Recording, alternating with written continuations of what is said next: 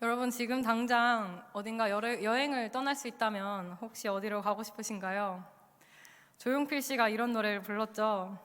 먼 동이 트는 이른 아침에 도시의 소음 수많은 사람 빌딩 숲속을 벗어나봐요. 함께 볼까요? 메아리 소리가 들려오는 계곡 속에 흐르는 물 찾아 그곳으로 여행을 떠나요. 감사합니다. 이 노래의 계절감은 없지만 우리는 여행을 떠나는 생각을 하면 정말 두근거리고 여행에서 오는 쉼이 너무도 기다려집니다. 23년에 한국인들이 여행을 떠나는 이유에 대해서 조사를 했는데요. 먹을 것, 체험, 경험을 통하는 변화 이런 것들을 위해서 한국인들이 여행을 떠난다라고 답했습니다. 그런데 그 중에서도 가장 큰 이유는 휴식이었습니다. 그냥 떠나고 싶어서, 재충전을 하고 싶어서, 휴식을 갖고 싶어서 그 이유가 바로 큰 이유였습니다. 왜 우리는 쉬고 싶을까요? 많은 분들이 매년 저에게 목사님 올해는 어디로 떠나세요? 이번에는 어디로 가세요? 하고서 물어보셨습니다. 저를 잘 아시는 분들은 잘 아시겠지만 저도 참 많이 다녔습니다. 코로나 시기 때를 제외하고는 혼자서 국내외를 정말 많이 다녔습니다. 제가 여행을 가려고 했던 이유는 단 한 가지였습니다. 휴식 때문이었습니다.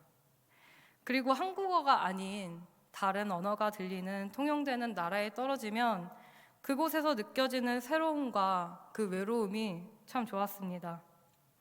지난주에 권용석 목사님께서 금요기도에 설교를 해주셨는데요. 자유에 대해서 말씀하셨죠. 저는 자유와 휴식이 여행을 떠나면 얻을 수 있는 것이라고 생각했습니다. 여행을 떠나면 현실에서 벗어나 진짜 자유롭고 제대로 쉴 수 있는 것이라고 굳게 믿고 그렇게 살았습니다. 많은 여행을 하면서 참 많은 인연도 만났고 경험을 얻게 되었지만 이제야 제가 깨달은 것이 있습니다. 여행이 저에게 진정한 자유와 휴식을 주지 않았다는 것이었습니다. 휴식은 지금 여기서 사랑하는 사람과 식사 교제를 하면서 나누는 순간이 진짜 휴식이라는 걸 알았습니다. 그리고 참된 자유는 오직 주님 안에서 내 마음이 평안할 때 얻을 수 있는 것이었습니다. 지금 현실을 벗어나야지만 행복하다. 지금 여기서 벗어나야지만 자유롭다, 쉴 수 있다라고 생각하는 것은 너무 슬픈 말입니다. 이런 현실 도피는 하나님이 원하시는 모습은 아닐 거라고 생각했습니다. 우리에게 분명 지금 살고 있는 지금 여기서 이 현실에서 벗어나서 자유와 평안을 찾으라고 말씀하지는 않으셨습니다. 요한복음 13장에서 보면 그 말씀을 찾아볼 수가 있는데요. 예수님은 영원히 제자들과 함께 할 수 없다는 것을 아셨습니다. 그래서 제자들에게 떠나는 것에 대해서 말씀하셨습니다. 하지만 제자들은 예수님의 이 말씀을 이해하지 못했습니다. 제자 중에 도마는 주님께서 어디로 가시는지 알려달라고 물어보기도 했습니다. 이런 제자들에게 예수님이 한 가지 약속을 하셨죠. 요한복음 14장 16절의 말씀을 함께 읽겠습니다. 내가 아버지께 구하겠으니 그가 또 다른 보혜사를 너희에게 주사 영원토록 너희와 함께 있게 하리니 17절도 함께 읽겠습니다. 그는 진리의 영이라 세상은 능히 그를 받지 못하나니 이는 그를 보지도 못하고 알지도 못함이라. 그러나 너희는 그를 아나니 그는 너희와 함께 거하심이요 또 너희 속에 계시겠음이라. 아멘.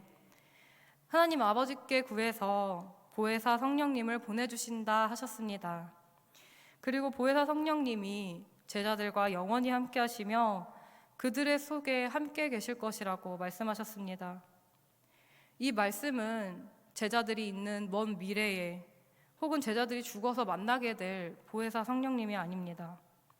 예수님이 계시지 않더라도 성령님이 항상 지금 여기에 이 현실 속에서 함께 하신다라는 말씀입니다. 성령님은 오늘 여기서 우리와도 함께하고 계십니다. 우리와 함께 이곳에 거하시면서 예수님의 말씀을 기억하게 하고 이해하게 하고 또 실천할 수 있도록 도우십니다. 진리의 영이신 성령님께서 우리가 고아와 같이 되지 않도록 함께 하십니다. 예수님께서 말씀하셨습니다. 내가 너희를 고아와 같이 버려두지 아니하고 너희에게로 다시 오겠다. 아멘.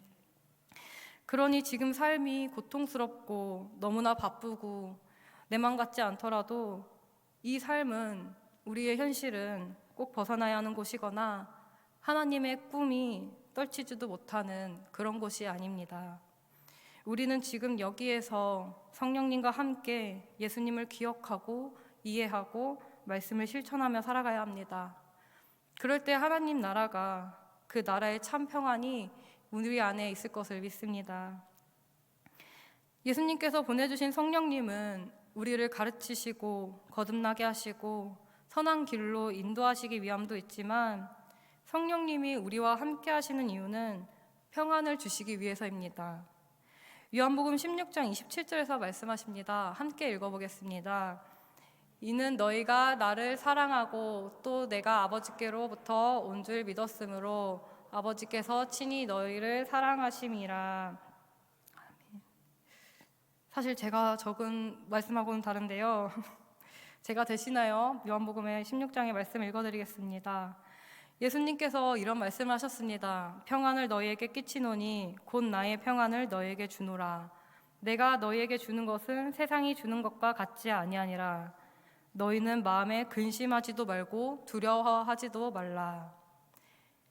예수님은 우리가 평안하기를 바라십니다. 특히 그리스도께서 주시는 평안은 세상이 주는 것과 같지 않으니 우리가 근심하지도 말고 두려워하지도 말라 말씀하셨습니다. 주님께 모든 것을 맡겨드릴 때 우리는 근심도 하지 않고 두려움도 사라집니다. 중요한 것은 우리가 주님께 온전히 맡겨드리는 것입니다. 잠언 16장 3절에 이런 말씀이 쓰여져 있습니다. 너의 행사를 여호와께 맡기라. 그리하면 내가 경영하는 것이 이루어지리라. 세 번역으로 함께 읽으면 좋을 것 같습니다.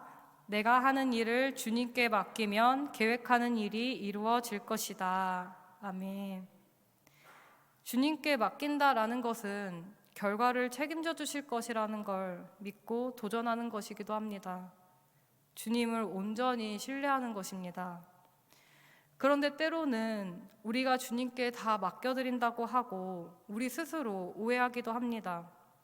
그저 막연하게 기대만 품고 막연하게 기다리고 아무것도 하지 않아도 되는 것이 믿음이라고 생각합니다. 주께 다 맡겨드렸기에 우리가 나태하고 무책임한 태도를 가져서는 안 됩니다. 특히나 우리가 그리스도 안에서 게으른 자가 되지 말아야 합니다. 잠언에서는 게으른 자가 되지 않도록 조심해야 한다라고 자주 이야기합니다. 사실 오늘 우리의 현실을 보면 우리는 게으를 수가 없이 바쁘게 돌아가는 것이 바로 현실입니다. 우리는 이런저런 사건들 속에서 표류하며 살아갑니다. 그러니 너무 정신없이 오늘 하루도 어제도 내일도 바쁘게 흘러갑니다. 그 가운데서 우리 청년들은 이 사회를 살면서 나의 삶을 만들어가고 확장시키기에 버거운 시대를 살아갑니다. 부모들은 자식들을 양육하며 심지어 맞벌이를 해야 하고, 혹여나 우리가 자녀들을 교육을 하지 못했을까, 비교되지 않을까 마음 졸이기도 합니다. 자신의 몸을 단장하지도 못한 채 살아가는 것이 오늘의 현실입니다. 우리의 몸과 생각이 이렇게 바쁜데 이상하게도 그럴수록 우리의 영적 상태는 게으름과 무력함에 빠지게 됩니다. 이런 상태로는 결코 주님 안에서 평안하다라고 자신 있게 말하기가 어렵습니다. 예수님은 분명 우리에게 평안을 주시기 위해서 이 땅에 오셨는데 아직 이 땅에서 우리가 평안을 느끼기엔 너무 부족합니다. 여러분은 평안하십니까? 주님께 맡겨드림으로 근심하지도 말고 두려워하지도 않을 수 있는 것은 하나님의 백성으로 우리가 그만큼 최선을 다해서 살고 치열하게 고민하고 결단하고 그 믿음의 걸음을 걸어갔다는 증거입니다. 그런 자들을 하나님이 영원히 인도하시고 도우시고 화목한 삶을 살도록 도우십니다. 그렇게 우리의 삶이 주님 안에서 평안할 것이라 믿습니다. 우리가 어떤 시대에도 오늘에라도 평안하다 고백하고 희망할 수 있는 것은 하나님의 사랑이 있는 공동체가 어디에나 존재하기 때문입니다. 주님이 주시는 평안은 좋은 공동체, 따뜻한 공동체로 인해서 유지될 수가 있습니다. 따뜻한 공동체가 언제나 함께 하시는 임마누엘 하나님을 경험하게 하고 그 사랑으로 사람을 살아가게 합니다. 그리고 고난의 길에 있더라도 우리가 버틸 수 있도록 견디도록 도와줍니다. 한 번은 제가 여름 성경학교에 아이들과 워터파크를 간 적이 있었습니다. 당시에 저는 전도사였습니다. 그곳에서 초등학생 친구들이 파도풀을 가자고 하더라고요.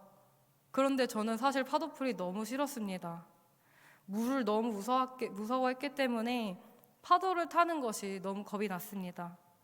그런데 한 친구가 저한테 그랬습니다.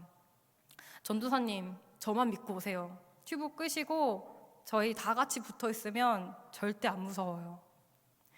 어린 친구였지만 괜히 그 말이 믿음직스러웠습니다. 한 번 믿고 저는 튜브를 끼고 친구들과 함께 다 같이 파도풀에 들어가게 되었습니다. 삐 소리가 나더니 저 멀리서부터 파도가 오는 것이 보였습니다. 그런데 밀려오는 그 파도가 너무나 무서웠습니다. 혹여나 내가 여기에 빠지면 어떡하지? 뒤집어지면 어떡하지? 숨을 못 쉬면 어떡하지? 라는 걱정이 되었습니다. 그런데 그때 우리 친구들이 다 같이 손을 잡고 함께 지탱해 주었습니다. 그리고 저한테 그러더라고요. 전도사님 힘 빼세요, 힘 빼세요. 저희를 믿으세요. 저는 이 말에 정말 힘을 빼고 믿었습니다. 파도는 출렁이었고 저희는 몇 차례의 파도를 넘겼습니다. 그런데 어느 순간 저는 그 파도에 친구들과 함께 몸을 맡기고 즐기고 있었습니다. 그때 제가 나오면서 했던 말은 와 진짜 안 무섭다. 완전 재밌었다. 전도사님 언제 나올 거예요? 라고 말할 정도로 저는 친구들과 오래도록 파도풀에서 재미를 즐겼습니다. 그날 이후로 저는 잊지 않은 그 장면으로 계속 기억하면서 한 가지 생각을 했습니다. 하나님의 공동체도 이와 같다 생각했습니다. 우리가 하나님이 보호하시는 그 속에서 서로 손을 붙잡아주고 살아간다면 인생의 어떤 파도도 다 이겨낼 수 있을 거라고. 출렁이는 파도에 어느 순간 몸을 맡기며 우리는 즐기는 인생이 될 거라고 생각했습니다. 주님 안에서 참된 공동체가 그런 근심과 걱정, 두려움을 내려놓고 평안을 줄 것입니다. 그것이 예수님께서 말씀하시는 평안일 것입니다. 저도 청소년 시기가 있었습니다. 청소년 시기에 하나님의 사랑이 가득한 따뜻한 공동체를 만났습니다. 그 덕분에 저는 참 많은 사랑 속에서 그 시절을 이겨낼 수가 있었습니다. 제가 어렸을 때 어머니 혼자서 사남매를 키우게 되셨습니다. 너무 힘들어하셨고 참 경제도 어려웠습니다. 그 모습을 볼 때마다 어머니가 눈물을 흘릴 때마다 저도 함께 울음을 터뜨렸던 날이 참 많았습니다. 3명의 동생들을 위해서 내가 빨리 어른이 되어야지, 돈을 벌어야지, 동생들을 먹여 살리는 것이 제 꿈이 될 정도였습니다. 그럼에도 제가 아버지가 없이 그 부재에 대한 부족함이 없다라고 생각할 수 있었던 건 그 당시에 저에게 한 목사님이 해주셨던 말 때문이었습니다. 조롱아, 너에게 임마누엘 하나님이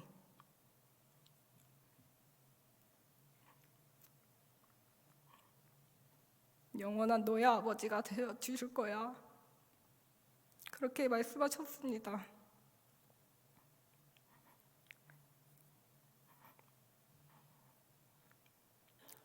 정말로 임마누엘 하나님은 제 인생의 아버지가 되어주셨고 그렇게 저를 키우셨습니다. 하나님은 저에게 따뜻한 교회 공동체와 많은 분들을 만나게 하셨고, 그분들은 정말로 저를 실제적으로 도와주셨고 저를 키우셨습니다. 어느 순간에 그 모든 사랑에 대해서 제가 갚을 길이 없다라는 것을 느꼈을 때, 제가 목회의 길을 걸어서 그 많은 사랑을 갚아야겠다라고 생각하게 되었습니다. 사실 20대의 시절도 녹록지는 않았습니다. 사역과 공부, 알바 정말 쉴 틈 없이 그렇게 10여 년을 보냈습니다. 때때로 생각지 못한 가정의 일들이나 목회 현장의 일들이 터지게 되면 상처가 되었고 참 도망치고 싶었습니다. 그런데 정말 하나님은 끈질기시게도 다시 저를 돌려놓으셨습니다. 다른 길은 다 막으시고 오히려 목회의 길 안에서 형통하도록 인도하셨습니다. 어느 순간 돌아보니 하나님이 저를 쓰시는구나 라고 고백하게 되었고, 그리고 그때 가장 크게 깨달았던 것은 계속 저를 위해서 기도해 줬던 분들이 그 기도가 하늘에 닿았기 때문이라는 걸 알았습니다. 이런 시간들을 지내고 오늘을 돌아보니 하나님이 세우신 교회 공동체가 없었다면, 하나님이 보내주셨던 그 사랑의 사람들이 없었다면 참 어렵겠다 고백하게 되었습니다. 특별히 그 모든 것을 인도하신 하나님이 계셨기에 제가 오늘 이 자리를 맞이하게 되었습니다. 그 사랑들이 오늘도 평안하게 만들어 주었습니다.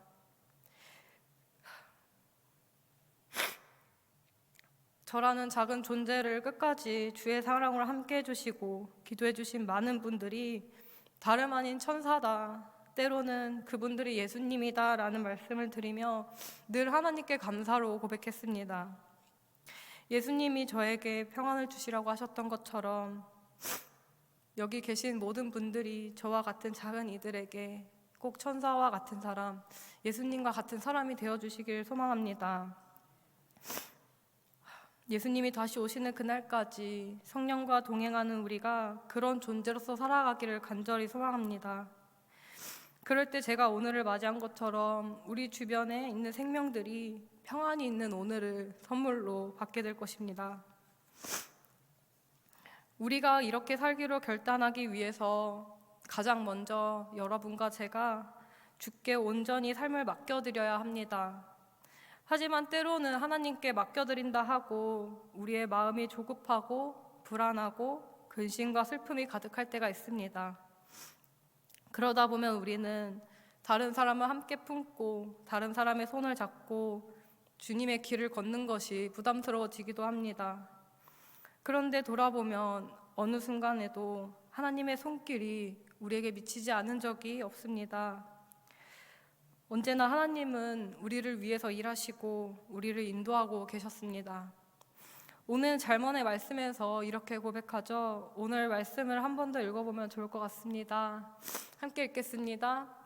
사람이 마음으로 자기의 길을 계획할지라도 그의 걸음을 인도하시는 이는 여호와이시니라. 아멘. 우리의 마음으로 길을 계획할지라도 우리의 걸음을 인도하시는 이는 하나님이라 고백합니다. 우리의 걸음 자체를 인도하신다라고 말하고 있습니다. 때로는 그 걸음이 느릴 수도 있습니다. 그리고 그 걸음을 돌아가게 하실 때도 있습니다. 하지만 하나님은 반드시 우리를 올바른 곳으로, 선한 길로, 생명의 길로 인도하십니다. 특별히 하나님은 우리의 삶을 인도하실 뿐만 아니라 우리의 걸음을 통해서 하나님의 평안이, 또 하나님의 나라가, 평화의 나라가 이루어지도록 하십니다. 우리의 걸음걸음마다에 평안이 깃들고 주님의 영광이 우리의 발자국처럼 남게 될 것입니다. 우리의 걸음을 통해 물이 바다를 덮음같이 온 세상에 주님의 평안이 가득 퍼지게 되기를 간절히 소망합니다. 세상을 떠날 때면 지난날의 추억이 주마등처럼 스친다고 하죠. 저도 이제 바름교회 사역을 마칠 때가 되니 지난날의 추억들이 주마등처럼 스쳐 지나가는 것을 경험하고 있습니다. 그러면서 다시 지난 시간을 기억하며 감사가 떠올랐습니다. 사랑하는 바름교회 따뜻한 가족 공동체 여러분, 주님의 평안이 언제나 여러분에게 함께 하시기를 기도합니다. 하나님께서 저의 걸음을 인도하셨던 것처럼 여러분의 걸음도 하나님께서 인도해 주시기를 간절히 소망합니다. 그리고 우리의 걸음이 바른교회 안에서만 머무는 것이 아니라 세상으로 나아가서 평안과 사랑의 길을 만드는 걸음 되기를 간절히 소망합니다.